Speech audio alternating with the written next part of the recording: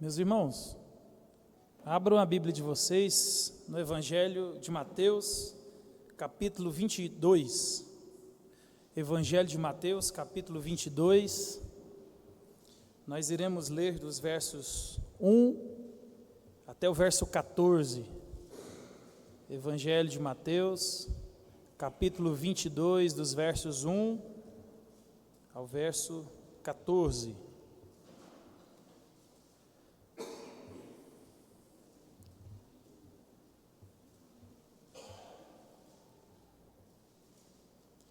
Parábola das bodas do Cordeiro.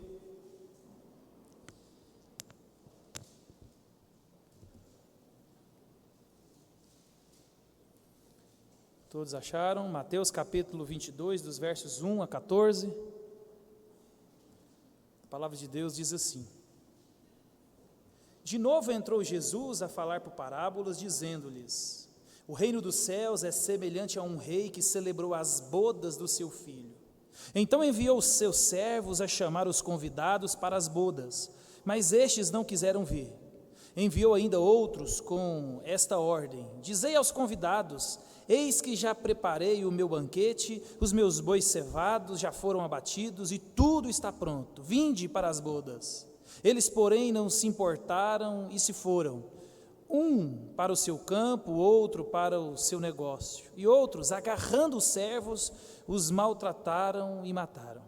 O rei ficou irado e, enviando suas tropas, exterminou aqueles assassinos e lhes incendiou a cidade. Então disse aos seus servos: Está pronta a festa, mas os convidados não eram dignos. Ide, pois, para as encruzilhadas nos caminhos e convidai para as bodas a quantos encontrardes. E saindo aqueles servos pelas estradas, reuniram todos os que encontraram, maus e bons, e a sala do banquete ficou repleta de convidados. Entretanto, entrando, porém, o rei, para ver o que estavam à mesa, notou ali um homem que não trazia veste nupcial, e perguntou-lhe: Amigo, como entraste aqui sem veste nupcial? E ele emudeceu. Então ordenou o rei aos serventes: Amarrai-o de pés e mãos e lançai-os para fora. Nas trevas, ali haverá choro e ranger de dentes, porque muitos são chamados, mas poucos escolhidos. Amém? Baixe sua cabeça, vamos orar mais uma vez. Pai, a Tua palavra foi lida, ela que é suficiente, ela é inerrante, ela é tudo aquilo que nós precisamos para viver de maneira digna do Evangelho. Ela é a palavra que transforma, que dá vida, que traz vida, que restaura, que consola. Que o Senhor use essa palavra nos nossos corações, Pai, para que possamos cada vez mais entender o Evangelho do Senhor e nos arrepender e nos conformar conforme a Tua vontade, Pai. Assim oramos em nome de Jesus. Meus irmãos, essa é uma parábola conhecida, né? E essa parábola ela é a terceira de uma sequência, né? E Jesus aqui ele está falando sobre o reino, né? Em outras palavras, naquele grande dia, é uma dúvida de todos: como será o reino? E Jesus aqui ele fala para o povo como será o seu reino. Ele dá aqui flashes para que eu e você possamos entender de maneira clara aquilo que o texto vai mostrar para nós nos versos 43 em diante do capítulo 21, que os próprios fariseus ali, eles entenderam as parábolas anteriores que Jesus estava proferindo. Nas duas primeiras, Jesus ele os repreende por eles estarem se esquivando das exigências do rei, né? E agora aqui, meus irmãos, Jesus levanta a acusação mais grave ainda, de que os líderes do povo, eles estavam recusando ao convite de Deus, né? Porque a recusa ao convite de Deus, ele acontece da mesma maneira que a negação da obediência. Quando nós não obedecemos ao nosso Deus, nós estamos recusando ao convite de nos relacionarmos, de vivermos de maneira íntima com Ele. Então nós podemos ver aqui, nas primeiras duas parábolas, a parábola do filho obediente e o desobediente, né? E nós temos muito a aprender com essa parábola. O pai chega e fala: filho, você poderia ir na vinha? Tá bom, pai, eu vou. e o texto diz que ele não foi. Mas o filho que ele falou, filho, vai para a vinha, ele falou, não, não vou. Ele se arrepende e vai. Na sequência, Jesus ele conta a parábola dos lavradores maus, aqueles que arrendaram a terra, e quando o dono da vinha foi requerer os seus direitos, eles mataram os seus servos, mataram o filho do dono da vinha. E é interessante que quando a gente olha para o final aqui, do capítulo 21, os fariseus, eles entenderam que Jesus estava falando deles, e eles queriam pegar Jesus, eles queriam matar Jesus. Imagina, Jesus enfiar o dedo na sua cara, e ele apontar o seu pecado, apontar os seus erros, e convidar você de maneira graciosa ao arrependimento, e você entende isso, como eles entenderam, e a resposta dos fariseus foi ódio. A resposta dos fariseus foi mais raiva. E os versos finais aqui vão dizer que eles não pegaram Jesus porque eles temiam o povo, porque o povo gostava de Jesus, o povo considerava Jesus um profeta. Então, meus irmãos, a gente não é diferente desses fariseus aqui. Quantas vezes Deus tem nos exortado, Deus tem feito conosco aquilo que nós gostamos de dizer, batido em nós com luva de pelica, né? E Deus tem apontado as nossas falhas, apontado os nossos desejos pecaminosos e nos convidando a nos arrepender, mas às vezes isso não nos leva à obediência, ao arrependimento, isso nos leva a mais ira. Isso nos leva a uma vida estagnada e a gente continua do mesmo jeito, como se Deus, Ele não existisse. E Deus aqui, na terceira vez, na sequência da parábola, Ele vai fazer um convite. Eu não gosto muito de títulos em mensagens, eu também não sou bom para colocar o título em mensagem, mas talvez um bom título para essa mensagem era o melhor convite da sua vida, ou o melhor convite de todos, onde Deus aqui, Ele faz um convite, Ele tem feito esse convite constantemente a mim e a você, e como nós temos respondido a esse convite. Então Ele começa aqui nos versos 1 e 2, Ele vai dizer assim, ó, de novo entrou Jesus a falar por parábolas, dizendo-lhes, o reino dos céus é semelhante a um rei que celebrou as bodas de seu filho. Então, meus irmãos, essa parábola aqui, como eu já comecei dizendo, ela está em conexão com as duas anteriores, com a dos dois filhos e dos lavradores maus. E os fariseus, quando eles ouviram essa parábola, essas duas parábolas, eles perceberam que Jesus estava apontando o dedo para eles, Jesus estava condenando a atitude deles. Meus irmãos, Jesus, Ele reconhece os corações, Jesus, Ele conhece o meu interior, o seu interior. Nós podemos usar máscaras, nós podemos enganar a Deus, nós podemos fazer aquele discurso piedoso das nossas motivações pecaminosas, enganando uns aos outros, mas Deus conhece o meu e o seu coração. Deus sabe que lá no fundo a minha motivação e a sua talvez pode ser totalmente pecaminosa, e a gente busca a glória própria e não a glória de Deus, a edificação do corpo, o crescimento da igreja. Então, meus irmãos, nós devemos entender que Jesus, Ele sabe de tudo, Ele é Deus, Ele conhece a sua vida, conhece o seu coração, conhece os seus temores, os seus anseios, as suas dores, e Ele é o único que pode satisfazer, Ele é o único que pode preencher, somente Jesus. Ele quem morreu na cruz por você, eu não. Ele quem pode te salvar. E Jesus aqui, meus irmãos, através da parábola, Ele vai mostrar, como Ele tem mostrado nas outras duas, que Ele tem todo o poder e todo o domínio. E nós podemos ver isso no decorrer dos anos, no decorrer dos séculos. Nós podemos olhar para a natureza e ver o poder de Deus controlando os fenômenos naturais. Nós podemos olhar, meus irmãos, por isso que os fenômenos naturais são um spoiler de Deus para mim e para você. Quando você olha para aquele mar enfurecido, quando você olha para aquele tornado que ele arrebenta com tudo, quando você olha para a força na natureza, aquilo não é nada diante do poder do Altíssimo. E é esse poder ao qual nós temos a disposição o tempo inteiro e nós não usamos. É esse Deus que controla todas as coisas. Ele quer controlar a sua vida, Ele quer ser o seu Deus, Ele quer ser o primeiro na sua vida.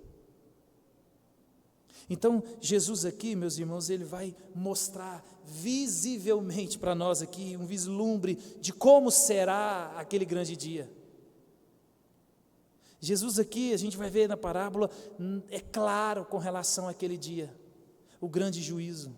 E ele traz isso através da história ou da parábola das bodas. Então, Jesus, meus irmãos, ele conta o que vai acontecer através de parábolas. Ele é o melhor pregador de todos. Então ele continua nos versos 3 e 4, ele vai dizer assim, então enviou seus servos a chamar os convidados para as bodas, mas estes não quiseram vir.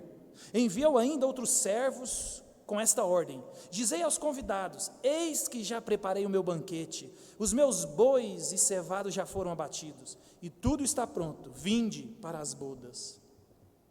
O convite, meus irmãos, ele parte do rei. É o rei que intencionalmente ele vem e estende o convite.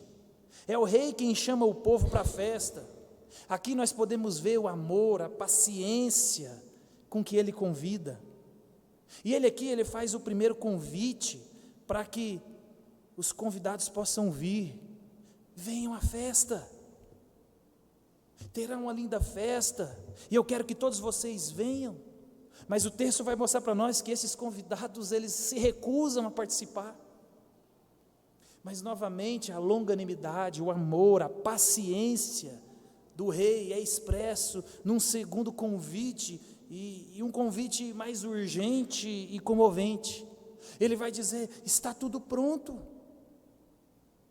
Está tudo pronto para o casamento, tudo está preparado, o banquete, só falta vocês. O plano já está todo pronto. Vinde vocês agora para participar da festa. E nós vemos aqui nesses versos, meus irmãos, 2 convites. O convite é feito 2 vezes. E é interessante que era muito comum naquele contexto fazer 2 convites. Você faz um chamamento e depois você convoca uma reafirmação, né, para aquelas pessoas, ou um convite geral e o outro para convocar os convidados. E é interessante que um autor que eu li, ele aponta também, e ele mostra para nós a arrogância dos homens de Jerusalém, que nenhum deles iria a um banquete a menos que fossem convidados 2 vezes. E nessa parábola aqui nós vemos não só 2 convites, mas mais de 2 convites, 3 convites. É Deus chamando o povo para o relacionamento. É Deus chamando o povo para participar da festa, do casamento, das bodas do Cordeiro, onde a noiva do Senhor, que está sendo preparada, que está sendo transformada, um dia encontrará com o noivo Cristo Jesus e vai ter um casamento lindo, meus irmãos. E Deus aqui, Ele vem convidando o povo para esse casamento. Venham vocês, está tudo pronto, entrem, a festa é para vocês. E Jesus aqui nessa parábola conta a história de Israel, meus irmãos. É por isso que os fariseus aqui, eles ficam atordoados, eles ficam ferozes, porque Jesus aqui, ele está colocando em tela, na frente de toda Israel, a história do seu povo. Esse primeiro convite ao qual o rei faz aqui, ele se remete a Deus, que foi quem chamou o povo. É Deus que sempre trouxe vida ao povo. É Deus que chama Abraão, que chama Isaac, que chama Jacó, que chama um povo para se relacionar, que chama um povo para se revelar. É esse Deus, meus irmãos, que através de Moisés, dando a lei, que através dos profetas, ao longo da história, vem chamando, e vem convidando, e vem convocando, e chamando de novo esse povo a um relacionamento. A festa está pronta, povo, está tudo preparado. Venham para a festa. Mas o texto diz que eles não vêm. E quando a gente olha para a história de Israel, agora você imagina naquele contexto, Jesus ele está esfregando na cara deles o que eles fizeram em todo o tempo. É um povo que foi para o cativeiro babilônico por causa da desobediência, do adultério, porque adoraram outros deuses, porque viviam como se Deus não existisse. E Deus, com todo amor, com toda longanimidade, com toda paciência, Deus sempre usou os seus profetas para chamar o povo, para convidar o povo: venham, vamos desfrutar desse relacionamento íntimo. Eu sou um Deus amoroso, eu sou um Deus provedor.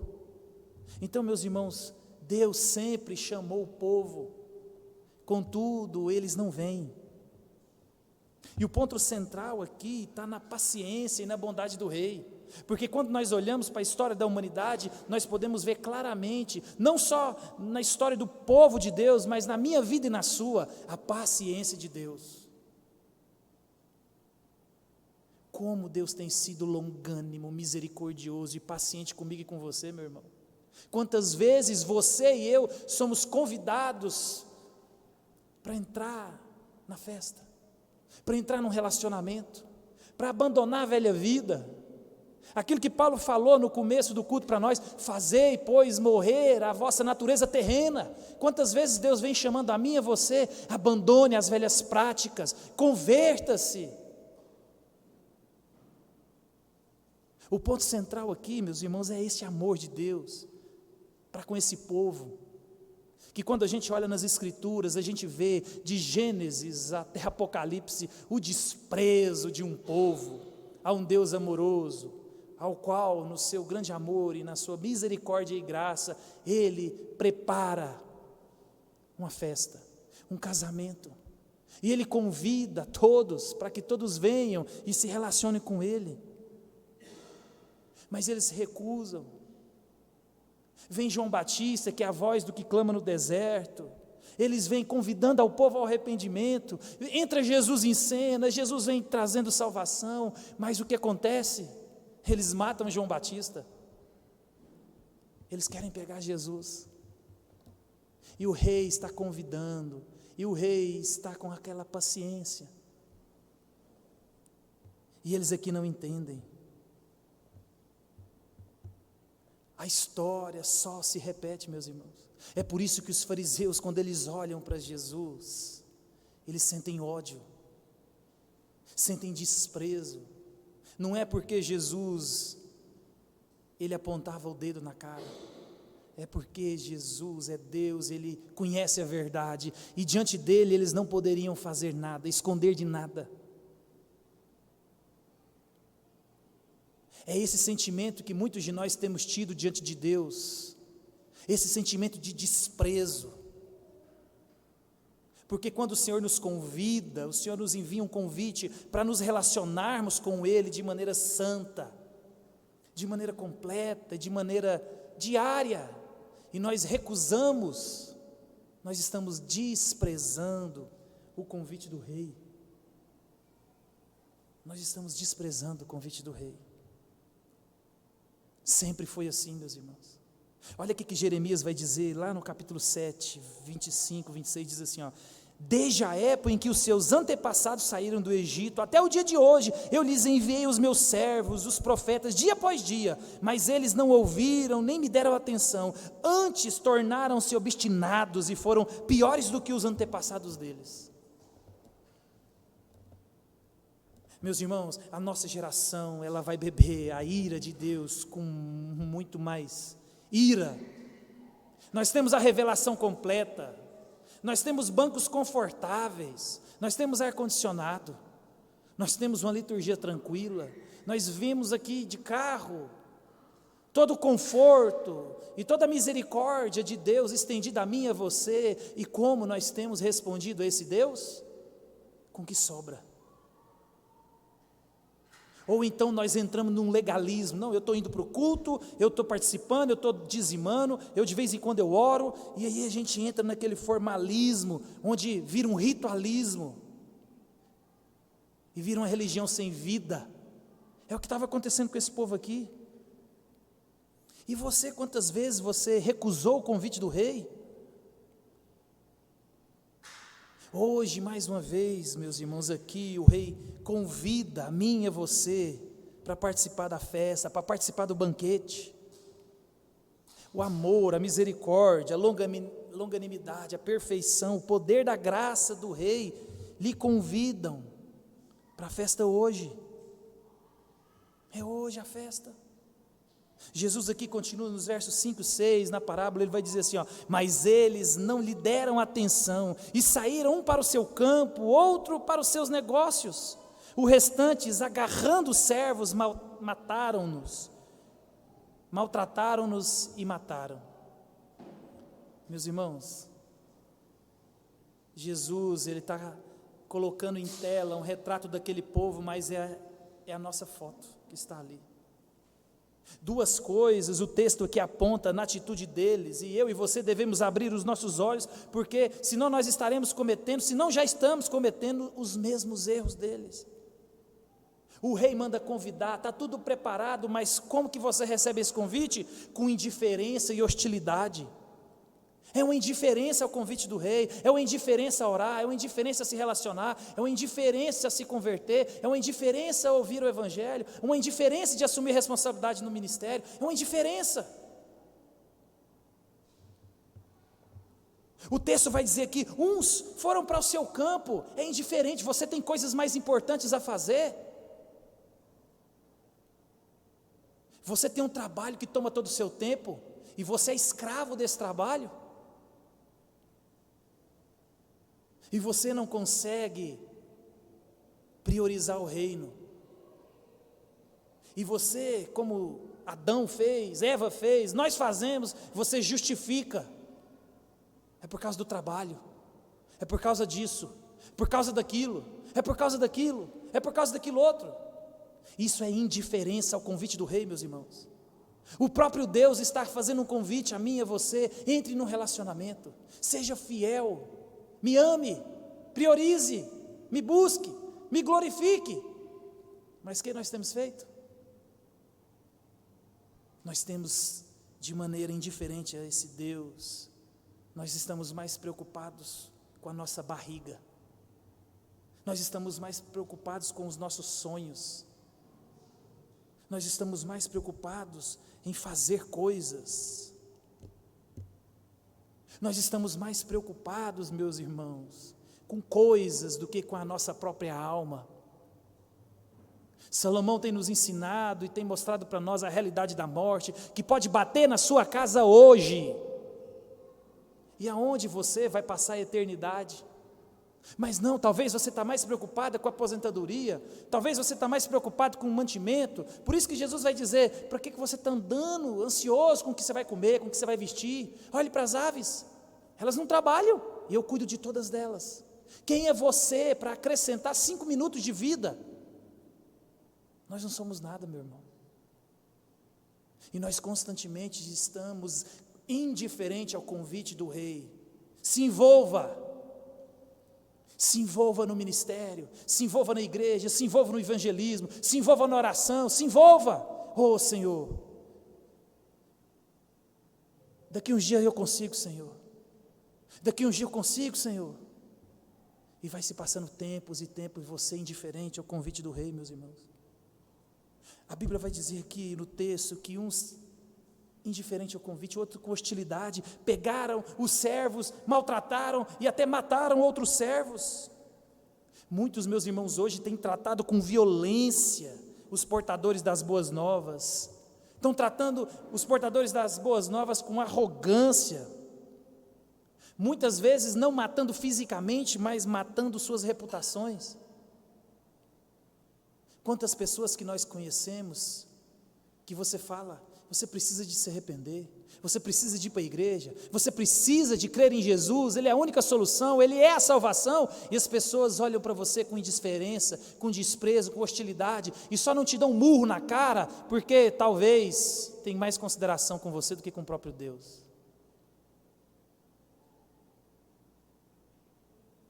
Dia após dia o Senhor tem feito convites As misericórdias do Senhor se renovam todas as manhãs na minha vida e na sua. Deus tem dado oportunidades todos os dias, quando eu e você abrimos os olhos, para contemplar a glória dEle e responder em fé a esse Deus que nos salvou. Mas como nós temos feito?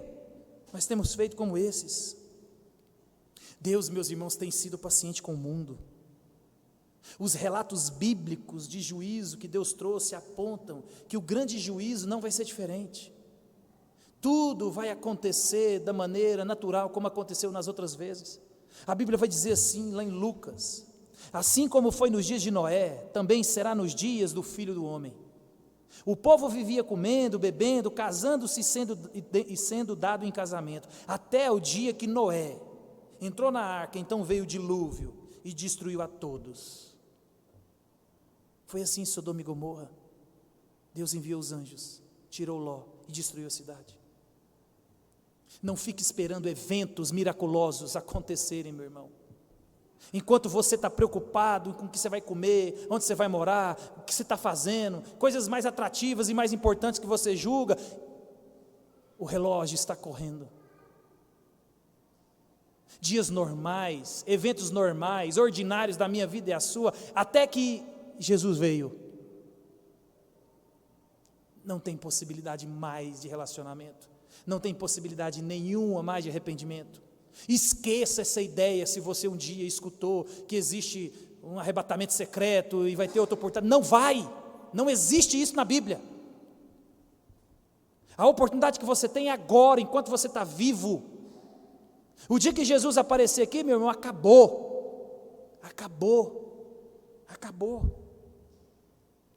E é interessante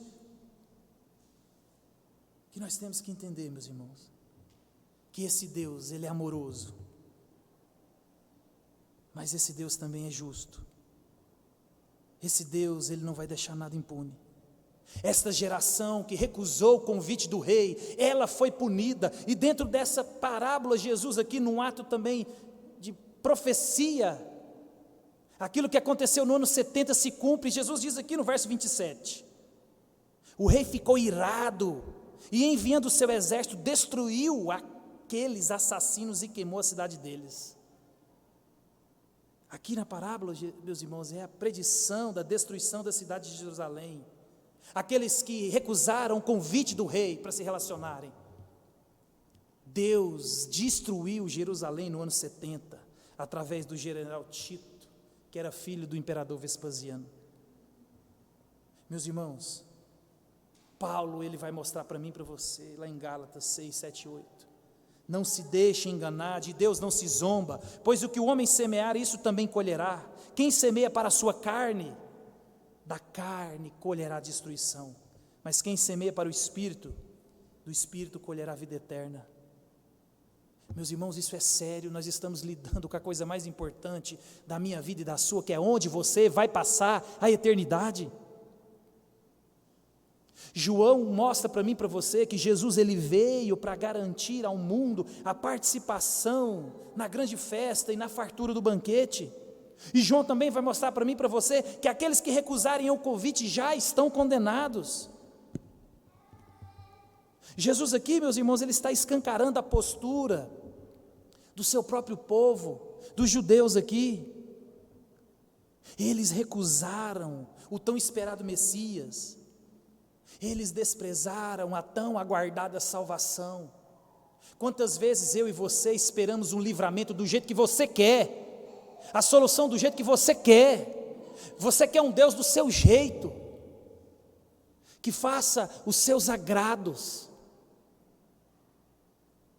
Esse povo não percebeu que a salvação chegou, que o Deus aguardado há tantos e tantos anos estava diante deles, mas eles pensaram num Deus grande, né? No Messias grande, no Messias forte, num rei poderoso, num rei conquistador de terras, num rei que iria restaurar o trono de Davi, num rei que iria massacrar os romanos. Mas não, vem Jesus, o Deus encarnado, um simples pedreiro. O Salvador está ali, numa roupagem totalmente diferente, que eles idealizaram. E quantas vezes eu e você estamos assim? Nós idealizamos o jeito de Deus fazer, porque Deus tem que fazer assim, Deus tem que cuidar da igreja assim, Deus tem que fazer com a minha vida assim, e Deus tem que trabalhar assim, e Deus, e nós esquecemos que nós somos servos. É Deus quem dita as regras, é Deus quem governa e não eu e você.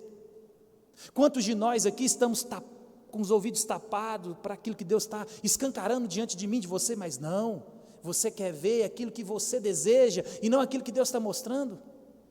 Você deseja as coisas do seu próprio coração, as suas próprias concupiscências, e esquece de olhar o ordinário, a simplicidade daquilo que já está diante de você.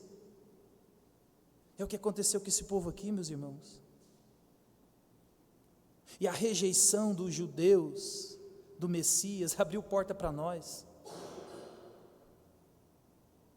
Pela graça de Deus, o mistério outrora revelado, era que aquilo que aconteceu com eles, era para que eu e você pudéssemos ter sido alcançados pelo Evangelho. E Jesus continua nos versos 8 a 10, então disse aos servos, o banquete de casamento está pronto, mas os meus convidados não eram dignos, vão às esquinas e convidem para o banquete todos os que vocês encontrarem. Então os servos saíram para as ruas e reuniram todas as pessoas que puderam encontrar, gente boa e gente má, e a sala do banquete de casamento ficou cheia de convidados. Meus irmãos, o plano do rei nunca vai fracassar. Os primeiros convidados se mostraram indignos, se mostraram indiferentes, se mostraram hostis ao convite do rei. Os primeiros convidados não entenderam a hora que lhes havia sido, a honra que lhes havia sido conferida. As pessoas não entendem, meus irmãos, a graça e a misericórdia de Deus ter estendido o convite a você. E quantas pessoas que nós conhecemos que recusam o convite, desprezam o convite do rei. Imagina, meus irmãos, Deus, Ele pede para você enviar um convite para o seu vizinho, ou para alguém que você gosta, e você todo alegre, o convite do rei, e você vai lá falar para ele, vai ter um convite, tem um convite, vai ter um casamento, você está convidado, e você entrega naquela satisfação, naquela alegria, e ele pega o convite, olha, é isso que as pessoas têm feito com o convite do rei, rasgam na sua cara, na cara de Deus, menosprezam o Salvador. Esses não são dignos, eles não entenderam o privilégio que é. O dia que eles acordarem vai ser do mesmo jeito, quando aquele rico da parábola de Lázaro acordou. Senhor, tenha misericórdia. Já foi. Você recebeu inúmeros e inúmeros convites. Talvez a sua caixa de correio, sua caixa eletrônica, ficou igual muitas hoje. Quando você abre, cai aquele mundo velho de papel. Quantas vezes Deus nos convida, Deus nos exorta, Deus nos chama, e nós estamos desprezando. Eles não eram dignos. Por isso que Paulo, quando ele escreve Romanos 11, 12, ele vai dizer assim, por causa das transgressões deles veio salvação para a gente. A recusa deles abriu porta para mim e para você. O convite era para eles, mas eles recusaram, eram indignos. Não entenderam a honra que era participar do banquete do rei. A ordem do rei é que convidem todos e em todos os lugares. Eles eram indignos, mas vai vocês, meus servos, vão, convidem, espalhem. Vai nos becos, nas cidades, aonde vocês estiverem, convidem. Riley, ele vai dizer assim, os convites do Evangelho são amplos, plenos, generosos e ilimitados. O banquete está pronto, tudo foi preparado e sem custo algum. A provisão é farta, é completa. O Evangelho coloca diante de você a oportunidade de entrar nessa festa. Rico, pobre, mulher, homem, criança, grande, pequeno. O convite é estendido a todos nós, constantemente, meus irmãos. Paulo, escrevendo a Timóteo, ele vai dizer assim, Timóteo, pregue, insta, quer seja oportuno, quer não, a tempo e fora de tempo, anuncie, pregue o Evangelho, estenda o convite. O texto aqui diz que o rei falou assim, para gente boa, gente má, pregue o evangelho, fale de Jesus, ofereça salvação. Não importa se ele vai te receber com indiferença, com hostilidade, estenda o convite. E o texto vai dizer que o salão ficou cheio, repleto de convidado. E nós gostamos, meus irmãos, quando nós fazemos algo e fica cheio de gente. Nós gostamos quando a gente faz aniversário e vem muita gente. Isso comunica que alguém te valoriza, que alguém te ama, que alguém pensou em você. Casa cheia, igreja cheia, festa cheia, isso é bom. E o texto agora vai mostrar para mim e para você, no verso 11 e 12, que o rei agora, ele vai até os convidados, e ele diz, entrando porém o rei, para ver os que estavam à mesa, notou ali um homem que não trazia veste nupcial, e perguntou-lhe, amigo, como entraste aqui sem veste nupcial? E ele emudeceu. Algumas traduções vão dizer, e ele se calou. O rei, meus irmãos, ao entrar na festa e contemplar seus convidados, ele observa que entre todos aqueles que estavam ali, existia alguém que não tinha trajes adequados. Talvez você já esteve numa festa, na sua festa, e você olhou ali, e não tinha alguém que você convidou. Tinha alguém intruso, você não chamou, não participa do seu ciclo, é estranho a você.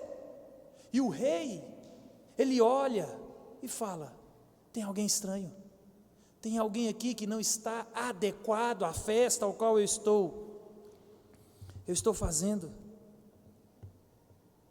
E é interessante, para a gente entender um pouco do contexto, há evidências históricas, meus irmãos, que no período ali próximo no Oriente, ainda nos tempos pós-bíblicos, uma pessoa que queria e deveria entrar na presença do rei, era exigido uma veste diferente, era exigido uma veste especial. Você não entrava na presença do rei de qualquer maneira, e quem providenciava essa veste? O próprio rei, o monarca, aquele que convidou, é aquele que te veste para a festa. Aquele que te convidou, ele não te deixa inadequado para a festa. Mas o texto vai mostrar que o rei chegou e no salão tinha alguém que não estava adequado, que não estava com as vestes nupciais. Meus irmãos, as vestes eram providências do próprio rei. A nossa responsabilidade como servos do rei é chamar, não interessa quem, é convidar, é estender o convite. Porque o rei que chama, ele também provê a vestimenta. O rei que chama, ele também faz aquilo que Paulo disse, que aquele que começou a boa obra na minha vida e na sua há de completá-la até o dia de Cristo Jesus. Alguém dentre os convidados, meus irmãos, estavam inadequados. Provavelmente o que aconteceu ali é que enquanto os convidados estão chegando, os servos na porta da festa, eles estão vestindo os convidados. Mas alguém achou indigno de vestir as vestes do rei, e achou que as suas próprias vestes eram melhores que a do rei, e se recusou a vestir as vestes do rei, e entra na festa com a sua própria vestimenta, uma veste totalmente inadequada. E o rei, o dono da festa, ele percebe, alguém achou que era mais digno do que o rei, e ele não quis usar a roupa que o rei providencia. E ao perceber isso, o rei chega perto dele e pergunta, por que você está sem roupa? Por que você está inadequado? Por que você não está em trajes nupciais? A tradução da NVT, ela traduz assim, e o rei chega perto dele e diz, amigo, como você se apresenta sem roupa de casamento? O homem não teve o que responder. O homem ficou calado.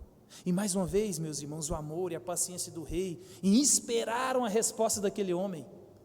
Mas o que ele tinha para falar? Nada. Ele estava errado, ele era indigno, ele recusou as vestes do rei. ele não consegue justificar-se. A sua melhor resposta é o silêncio.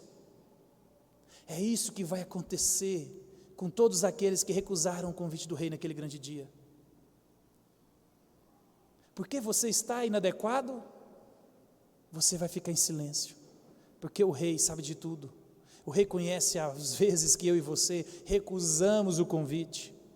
O rei viu as vezes que muitos recusaram a usar a roupa do rei e quiseram usar a sua própria roupa. Ele não consegue se justificar. O rei então chama os seus conservos, é o que diz no verso 13, diz assim, ó, então ordenou o rei aos serventes, amarrai o pé e as mãos, lançai-o fora, nas trevas, ali haverá choro e ranger de dentes. Meus irmãos, Jesus aqui, ele está colocando um vislumbre para mim e para você, de que o casamento de Cristo com a igreja, ninguém irá participar sem as vestes adequadas. Ninguém. E quais são essas vestes? Os atos de justiça de Cristo, meus irmãos. Lembre-se, eu comecei dizendo que as 3 parábolas falam do reino de Deus, falam da mesma coisa. As vestes aqui, Jesus, ele dá pista para nós nas 2 parábolas. No verso 32 do capítulo 21, ele falando da parábola dos filhos, ele diz assim, ó, porque João veio a vós outros no caminho da justiça, e não acreditaste nele, ao passo que publicanos e meretrizes creram, vós porém, mesmo vendo isto, não vos arrependeis, afinal, para acreditardes nele.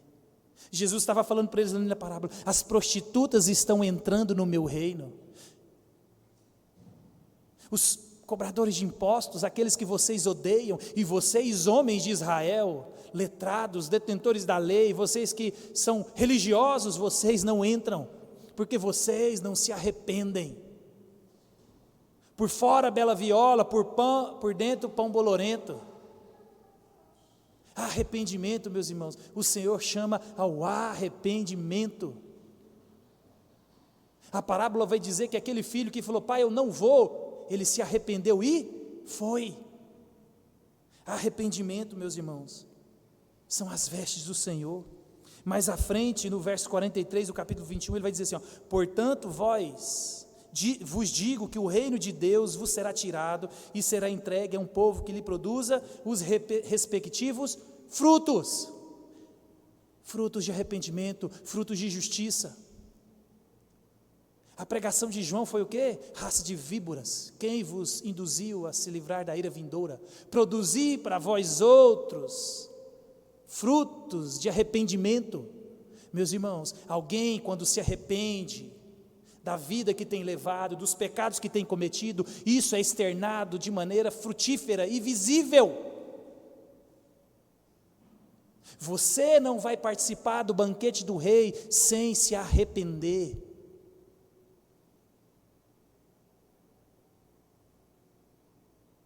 Não adianta você achar que você é um bom fariseu. O fariseu não entra na festa do rei. Muitos, meus irmãos, na igreja brasileira, muitos em nossa igreja, estão sem roupa adequada para a festa. Muitos dentro da igreja estão vivendo do seu próprio jeito. Não, Senhor, eu não preciso de viver com as suas vestes do seu jeito, eu vivo do meu jeito mesmo, eu vou tocando o cristianismo do meu jeito, eu faço do meu jeito, porque assim eu me entendo. Meus irmãos, não é assim. Se arrependam. É o jeito da Bíblia, é o jeito de Jesus, é o jeito do rei, é o jeito daquele que faz todas as coisas. Muitos estão dentro da igreja e não se arrependem de seus pecados e continuam aqui fazendo o que Deus reprova. Meus irmãos, eu não estou dormindo com vocês, eu não passo a semana com vocês, para mim aqui todo mundo é crente, mas Jesus, Ele está com você 24 horas, Ele sabe se você tem tentado enganar a você mesmo e aos outros, e isso é sério. Nós estamos aqui diante da mesa do Senhor, que é a mesa de reconciliação, onde o Espírito Santo do Senhor, Ele enche o nosso coração e produz em nós frutos de arrependimento para que nós possamos nos revestir de Cristo e nos converter dos nossos maus caminhos. Cristo tem constantemente enviado, convidado, e a sua paciência, a sua generosidade tem sido grande para conosco. O rei disse: amarrai os pés e joga eles para fora. Onde? Lá fora, nas trevas, onde haverá choro e ranger de dentes. É no inferno, meus irmãos, que será lançado aqueles que não se arrependeram. É no inferno que será lançado aqueles que permaneceram no salão sem as vestes nupciais. É no inferno. Aqueles que não têm vestes adequadas. Por isso que Paulo, escrevendo aos Efésios, ele vai dizer assim, no sentido de que, ao trato passado, vos despojeis do velho homem, que se corrompem segundo as suas concupiscências do engano, e vos renoveis no espírito do vosso entendimento, e vos revistais no novo homem, criado segundo Deus, em justiça e retidão, procedentes da verdade. De Deus não se zomba, meus irmãos. Não adianta eu e você achar que nós enganamos a Deus. Não enganamos. John Charles Riley, um pastor do século XIX, ele escreveu assim, todos quanto professam falsamente a religião cristã serão desmascarados e condenados no último dia. Naquele dia, meus irmãos, não tem como escapar. Não tem como escapar do olhar do rei. Não tem como eu e você usar uma roupa falsificada. O rei conhece. E Jesus termina assim, porque muitos são chamados, mas poucos escolhidos. Jesus, meus irmãos, ele deixa claro para nós que é ele quem veste o povo para entrar na festa. Talvez você não concorde. Explícito aqui a doutrina da eleição. A salvação é o dom de Deus. A minha responsabilidade e a sua é chamar, convidar, mas quem escolheu foi o próprio Deus. Apocalipse 19, 7 e 8 vai dizer assim, alegremo-nos e exultemo-nos e demos-lhe a glória, porque são chegados as bodas do Cordeiro, cuja esposa a si mesmo já se ataviou, pois lhe foi dado vestir-se do linho finíssimo, resplandecente, puro, porque o linho finíssimo são os atos de justiça dos santos. É o Cordeiro de Deus que tira o pecado do mundo, que proveu e provém vestes para esse grande encontro. Chamem gente boa e gente má, essa é a minha responsabilidade e a sua. E a doutrina da eleição não é para causar em mim e você briga. A doutrina da eleição é para causar em mim e você segurança, esperança e louvor. Porque João vai dizer que aqueles que o Pai deu, de maneira nenhuma lançarei fora, de maneira nenhuma eu perdirei. Meus irmãos, a minha salvação está nas mãos de Cristo Jesus. Isso traz a mim segurança, esperança e louvor. Louvor, não discussão, louvor.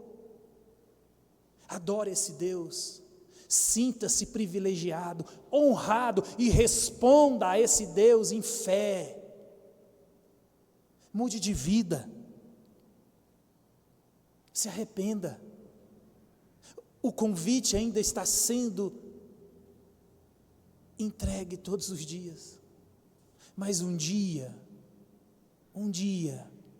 a festa vai acontecer, e você terá as vestes adequadas. Eu vou terminar com as palavras de William Hendrickson, ele vai dizer assim, o único pensamento da parábola, pois, é este: aceite o gracioso convite de Deus, para que enquanto outros entram na glória, não suceda de você se perder. Lembre-se, porém, de que a membresia na igreja visível não garante a salvação. O indispensável é que haja completa renovação, incluindo tanto a justificação quanto a santificação, o revestir-se de Cristo. Os que estão em Cristo são nova criatura. Eu vou fazer a mesma pergunta para você que eu fiz na quinta-feira. Você ama a Cristo? Agora, o Cristo que você diz amar, Ele ocupa o primeiro lugar na sua vida? O problema não é você dizer que ama a Cristo. O problema é se você ama a Cristo mais do que todas as outras coisas.